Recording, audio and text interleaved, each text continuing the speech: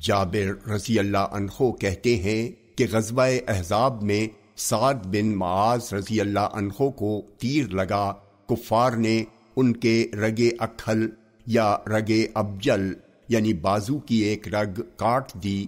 رسول اللہ صلی اللہ علیہ وسلم نے اسے آگ سے داغا تو ان کا ہاتھ سوج گیا، لہذا آپ نے اسے چھوڑ دیا۔ پھر خون بہنے لگا، چنانچہ آپ نے دوبارہ داغا، پھر ان کا ہاتھ سوج گیا۔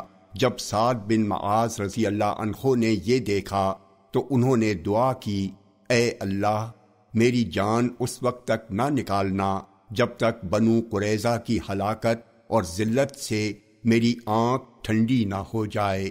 پس ان کی رگ رک گئی اور خون کا ایک قطرہ بھی اس سے نہ ٹپکا، یہاں تک کہ بنو قریظہ سعد بن معاذ رضی اللہ عنہ کے حکم پر قلعے سے نیچے اترے۔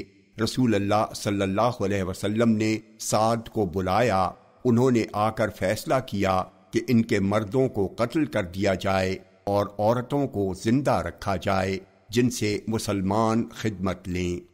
رسول اللہ صلی اللہ علیہ وسلم نے فرمایا، تم نے ان کے بارے میں اللہ کے فیصلے کے موافق فیصلہ کیا ہے۔